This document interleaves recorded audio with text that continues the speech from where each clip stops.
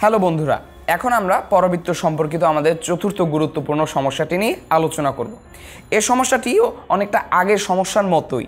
তো এটি কেন দেওয়া হয়েছে? কারণ অনেক ক্ষেত্রে দেখা যায় যে পরাবৃত্ত সম্পর্কিত সমস্যাগুলো সমাধান করতে গেলে আমাদের কতগুলো উদ্ভট আকারের মান চলে আসে এবং তখন আমরা একটু কনফিউজ হয়ে যাই যে আসলে কি আমাদের উত্তর সঠিক হচ্ছে, আসলে কি আমরা সঠিক মান বের করছি।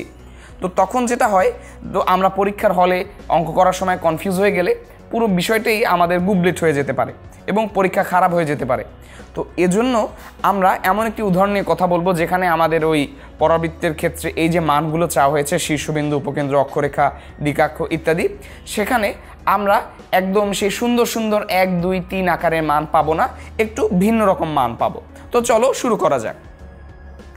খেয়াল করো, বলা হচ্ছে 5x² + 15x - 10y - 4 = 0 এর শীর্ষবিন্দু, উপকেন্দ্র, অক্ষরেখা এবং দিকাক্ষের সমীকরণ নির্ণয় করো।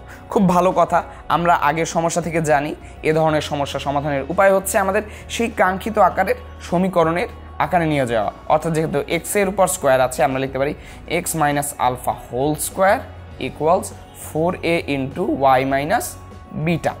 এই আকারে যদি নিয়ে যেতে পারি তাহলে আমরা শীর্ষ পেয়ে যাব আলফা বিটা থেকে এবং বাকি উপকেন্দ্র, অক্ষরেখা, দিকাক্ষ এই এ এবং আলফা বিটা ব্যবহার করে খুব সহজেই বের করে ফেলতে পারবো। তো চলো শুরু করা যাক। এজন্য আমরা যেটা করব, তো আমরা জানি 5x² + 15x - 10y - 4 = 0। একে আমরা এই আকারে নিয়ে যাব। তো যারা এই অঙ্কটি এই পর্যন্ত বুঝে গেছো তারা ভিডিওটি পজ করে নিজেরা এবার হিসাব করে অঙ্কটি করে ফেলে আমাদের সাথে উত্তর মিলিয়ে নাও, দেখো তোমাদের উত্তর সঠিক হয়েছে কিনা। তো বাকিরা আমার সাথেই থাকো। 5x² + 15x, সুতরাং আমরা সহজেই বুঝতে পারছি যে আমরা এখানে 5 কমন নিলে x² + 3x থাকে এবং আমরা এই যে মান 10 - 10y - 4 এটা ডানে নিয়ে যাই, তখন আমরা লিখতে পারবো 10y + 4। তো আমাদের x এবং y দুই পাশে নেওয়া হয়ে গেল। তারপর আমরা কি করব? তারপর আমরা একে খুব সহজ আকার দেওয়ার চেষ্টা করব। তো খেয়াল করো, একে আমরা কিভাবে এই বর্গ আকারে লিখতে পারি। এর জন্য আমাদের যেটা প্রয়োজন হবে সেটা হচ্ছে 5x² + 3x। 3x তো প্রয়োজন নেই, আমাদের দরকার 2 × x × সামথিং। সো সেজন্য আমরা লিখব 2 × x। যেহেতু এক্সট্রা একটা 2 এনে আমি এখানে গুণ করেছি এবং এখানে আগে একটা 3 ছিল, সুতরাং আমরা একে লিখতে পারি 3/2। খেয়াল করো, তাহলে কি থাকে, 2 কাটা হয়ে যায় এবং 3x বাকি থাকে। সুতরাং আমরা একটু রিঅ্যারেঞ্জ করে লিখলাম এবং বাকি থাকে 9/4। এক্সট্রা এই পদটি আমরা নিয়ে আসলাম। কারণ কি? কারণ আমরা যদি একে বর্গাকারে দিতে চাই অবশ্যই একটি এক্সট্রা পদ এখানে প্রয়োজন আছে, কারণ এই দ্বিপদী রাশির এই ঘাতের বিস্তারে অবশ্যই 3টি পদ থাকবে যেখানে আমাদের মাত্র 2টি পদ আছে। সুতরাং এই যে অতিরিক্ত মানগুলো বাম পাশে নিয়ে আসলাম, এখন ডান পাশে তো অসমতা সৃষ্টি হয়ে গেল। তো এর প্রতিকার হচ্ছে ডান পাশেও আমরা একই মানগুলো যোগ করব। সুতরাং আমরা লিখতে পারি 10y + 4 প্লাস, এখানে আমরা যোগ করেছি, খেয়াল করো, প্লাস কি আমরা 9/4 লিখব? একটু চিন্তা করো, না, আমরা কিন্তু 9/4 লিখব না, কারণ এইখানে একটা 5 গুণ ছিল আগে থেকেই। সুতরাং আমাদের লিখতে হবে 5 × 9/4।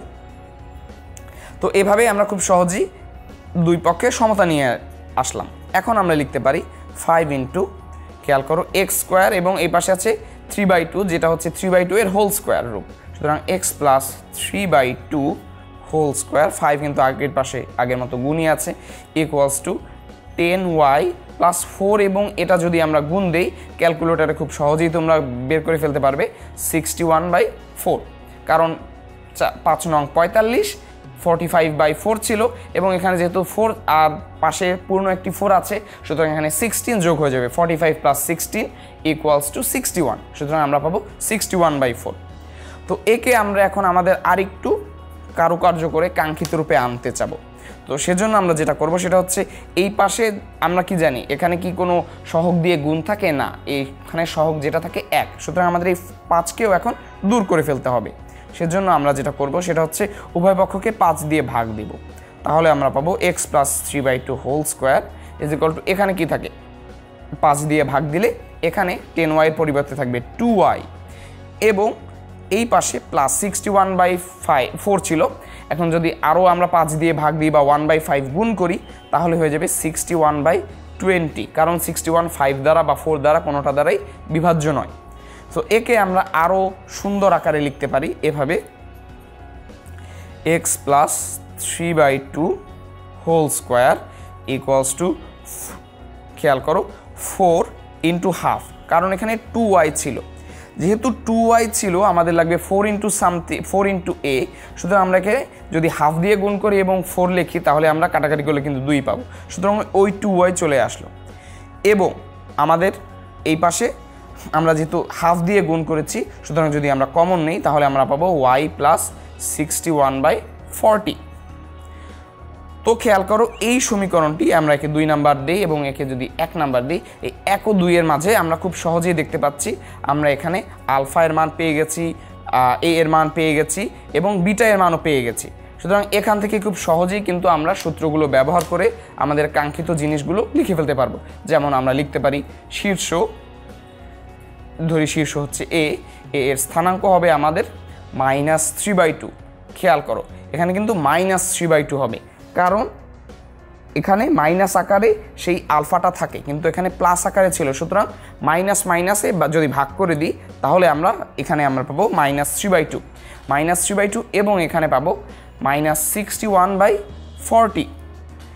-61/40 কি হবে তোমার কি মনে হয়?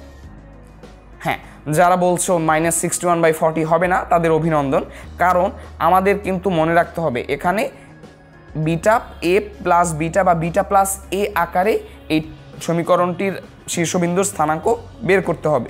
সমীকরণটির শীর্ষ এ আমরা লিখতে পারছি তাহলে 3/2 এবং -61/40। সুতরাং খুব সহজেই আমরা এখানে শীর্ষটা বের করে ফেললাম। এরপর আমরা দেখতে পাচ্ছি উপকেন্দ্র প্রয়োজন হবে। উপকেন্দ্র স্থানাঙ্কটা কি হবে একটু চিন্তা করো। উপকেন্দ্র স্থানাঙ্কটাও খুব সহজ, -3/2 থেকে যাবে, কিন্তু এখানে -61/40 আর থাকবে না, এর সাথে এই যে এ এর মান হাফ এটা যোগ হয়ে যাবে। সো তখন যেটা পাবো আমরা -61/40 প্লাস হাফ, যেটা আমাদের দিবে বা -3/2, 40 যদি যোগ করি মানে হাফ যদি যোগ করি তাহলে আমরা পাবো -41/40। এটি হচ্ছে আমাদের উপকেন্দ্রের স্থানাঙ্ক। এবং এরপর আমাদের প্রয়োজন হবে অক্ষরেখা ও দ্বিঘাক্ষের সমীকরণ, এবং উপকেন্দ্রিক লম্বের দৈর্ঘ্য কিন্তু আমরা খুব সহজেই যদি চাইতো বের করে দিতে পারতাম। অক্ষরেখা কি হবে? অক্ষরেখা আমাদের হচ্ছে x ইকুয়াল আলফা, অর্থাৎ আমরা লিখতে পারি x ইজ ইকুয়াল টু -3/2। এবং দ্বিঘাক্ষের সমীকরণ, দ্বিঘাক্ষের ক্ষেত্রে আমরা পাবো y equals to b minus a, কারণ আমাদের শীর্ষবিন্দুটি কিন্তু মূল বিন্দুতে নেই। সুতরাং এখান থেকে আমরা লিখতে পারি y is equal to b minus a। সুতরাং আমরা পাবো যেটা হচ্ছে -81/40। সো -81/40।